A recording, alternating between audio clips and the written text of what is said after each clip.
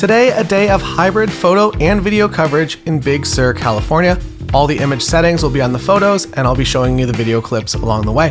And if you're watching this before January 12th, 2024, you can get in on the craziest deal that I've ever done. Book More Weddings has been updated for 2024 and comes with so many bonuses, including my new Flash mini course, as well as a lot of bonus videos, including one about building out a $300,000 per year hybrid wedding photo video studio. The deal is gone on January 12th, and as always, there is a 100% money back guarantee, so check it out if you want to book more weddings in 2024.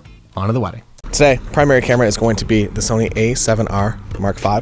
Doing both photography and video coverage. I am 80% on video, 20% on photos, so I'm going to be doing the family photos and some other photos throughout the day, and Lindsay is on primary photos, and I got a drone in the car too, so I'll be flying a drone. It's misty over here right now, but it was sunny on the way, and even though this is a full wedding day, it's kind of structured a little bit like an elopement, where we're going to go for a drive with a couple, we're going to pick them up down here, we're going to drive up to Bixby Canyon Bridge, and we're going to do some stops along the way. Kind of scouted on the drive-in and dropped a few pins. We got some ideas, but it's also completely at the mercy of whatever the weather does. So if it's misty like this, then the light is kind of good everywhere, and everything's really dramatic. But what we're hoping for is to be able to see the ocean and the cliffs that are right over there that you can't really see right now. But that's wedding photography, doing the best you can with the elements that you're given. And today we're given mountains and mist and trees and road. It's enough elements, I think. So the way that this couple found out about me was actually through the power of Instagram. And basically I put a call out to be like, hey, I need a couple to shoot in Paris. They live in Paris, and even though we're here in California today. And I want to do a shoot in front of the Eiffel Tower in the morning. So I put that call out on Instagram, and a friend tagged their friends. And now all of a sudden, we're here in California after doing that shoot about 2 years ago. They got engaged, and now we're here in California, which is currently no one's home. I think it was Ryan's home originally, but... It's a lot of people's homes, Taylor. Lindsay says it's a lot of people's homes. Let's go take more pictures. Oh, yeah, that's it. Professional modeling experience coming in handy here.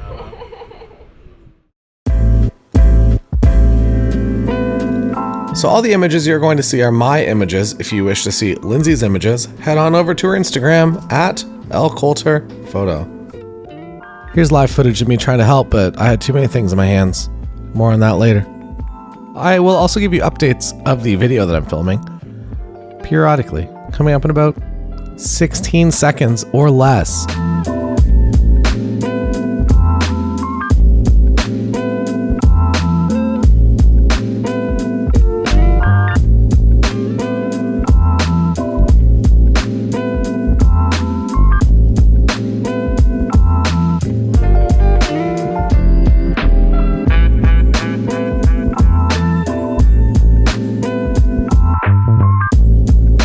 Now into number 1 of 2 first looks. First look with the dad.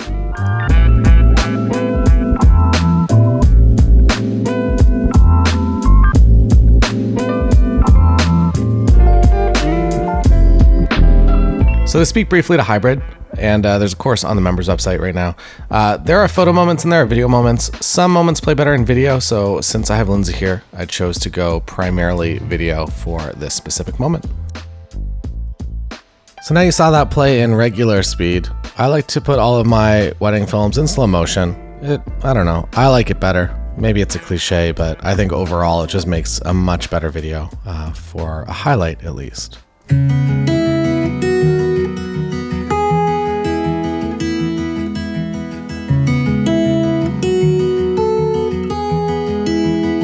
And he's facing the other way, so he knows not to turn around, but I might go ahead of you just to make sure that he does not. Yeah, I'm definitely glad I'm wearing these shoes. For first looks, I'm typically on a longer lens. Today I am on the 85mm f1.8. Packs up nice and small if you're traveling. My second choice would be maybe the Tamron 35 to 150 f2 to f2.8, or a 70-200 if that lens doesn't exist for your system.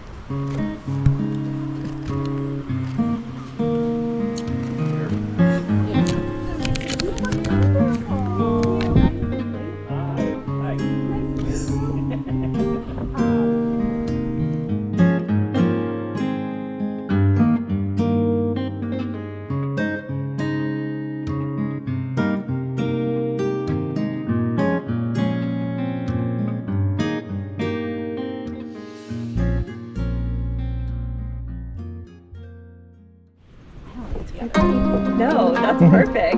It's super cute. Yeah.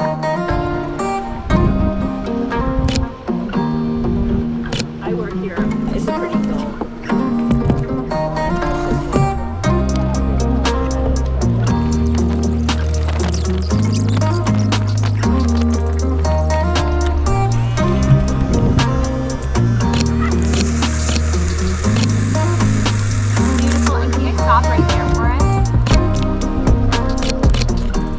As you saw and heard from the terrible noise, I am also shooting Fujifilm Instax today. I have 3 packs of it, so I have 30 photos, and I shot them all. I left them at the gift table, for them to bring on their honeymoon, hang out with, I guess. I don't know.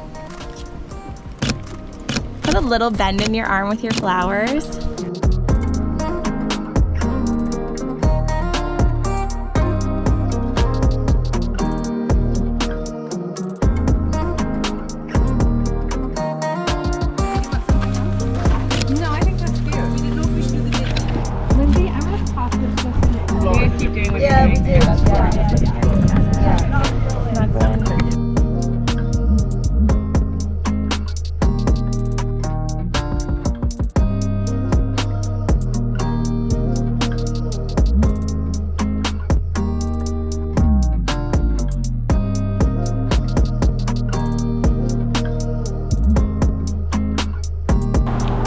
Love it. All right. Amazing. I think we should. Okay, so what I'm picturing, Taylor, you can tell me. Yes, stunning. Roll. Look at each other. Yeah. Even if you want to take a little walk down the...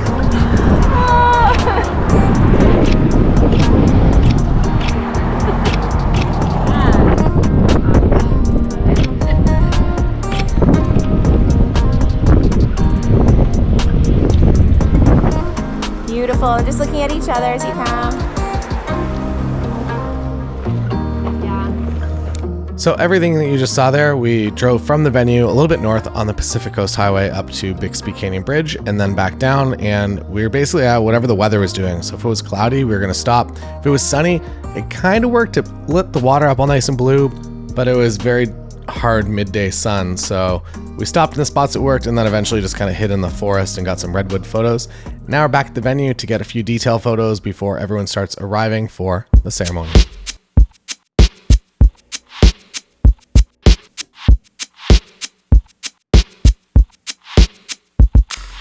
I'm also using in my right hand there the Sony A7C II, as well as the 16 to 35 GM, the new version of it as well. That said, pretty much everything you're seeing is from my 35 GM. I use that for most of the day, with the exception of the first look, the 85. And for the actual ceremony video, I will be on that 16 to 35, but I'm at 4K 60 on an A7R Mark V, so I'm getting, I think, a 1.3 times crop when I have stabilization, everything all enabled. And I'm happy with that. It gives me kind of the versatility.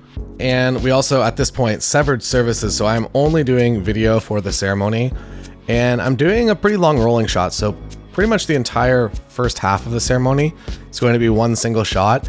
And then they set up a GoPro that you can see down there. And it was a very, very hot day. So I had a feeling it was going to overheat, and they wanted kind of that full ceremony shot. And there's a smaller number of guests here. I know they have more family than this, so they're going to want to be able to share something from the actual ceremony. So I figured it was a good idea to roll on this. And then at some point I did hear the GoPro make some beeps. So at that point, I just rolled video for the rest of the ceremony with audio as well on Ryan. So usually we get a cloud, and when we get that cloud, we just shoot everything really quickly.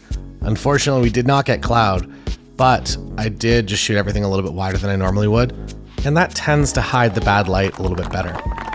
Oh, thank you everyone it's for them, not for me.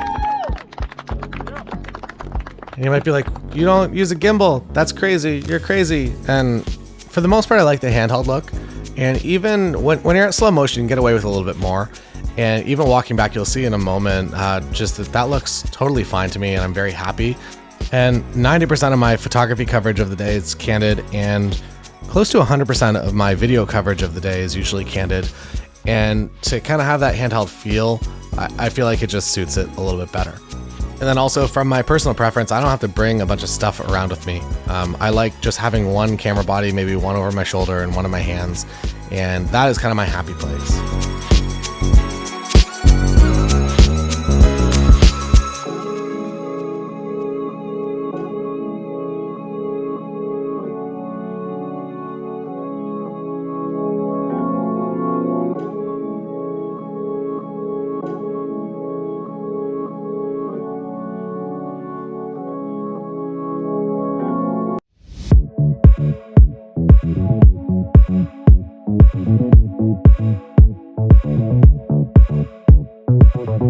Now we are rolling into the family photo segment of the day. The light it's okay enough, and fortunately I have the sun at their back so that their faces are in the shade. My white balance is set to shade so that everybody looks nice. And there are some hot spots, but it's kind of the best you can do without actually bringing in like a Hollywood crew with big scrims and whatnot.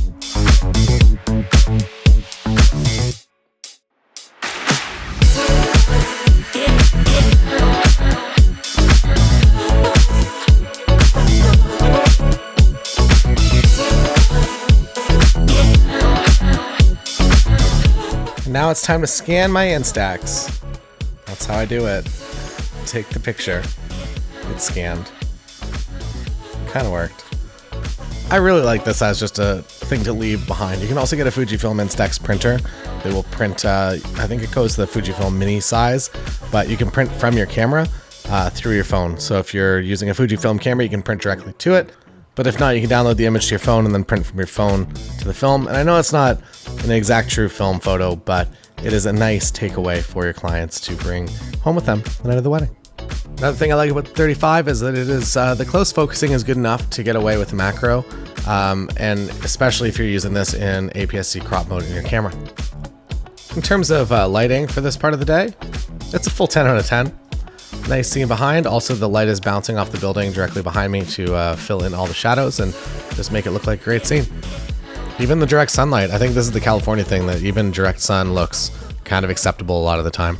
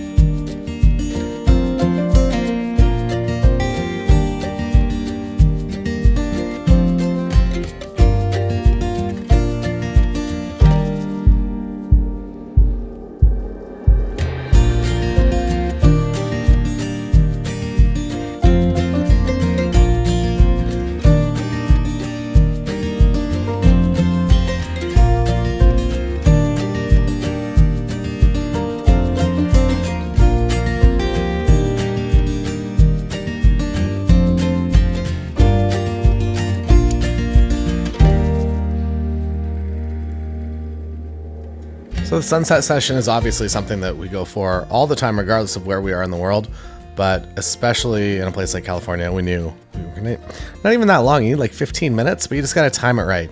So you have to time it right with the speeches, and you're kind of paying attention, working with the staff. And a lot of the time it doesn't end up being exactly what you expected, and you get pushed into a time that you might not normally shoot at, or maybe in today's case, a little bit too close to sunset. We kind of wanted to be out here a little bit before, but as it turns out, this was a much better time to actually be out here because the clouds kind of broke and we actually got direct sun all the way into sunset.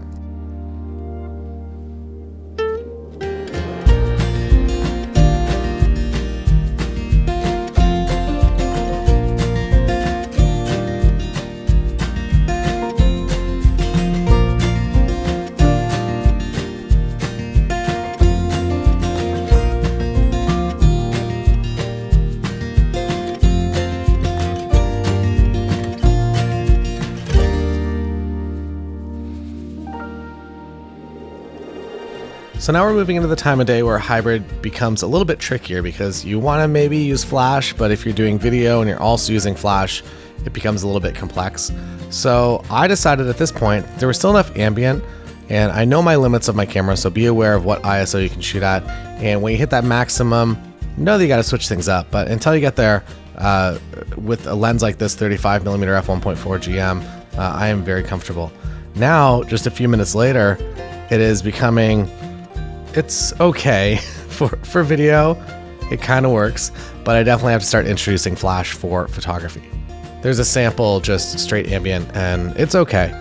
Now, let's move into some dancing and let's use some flash.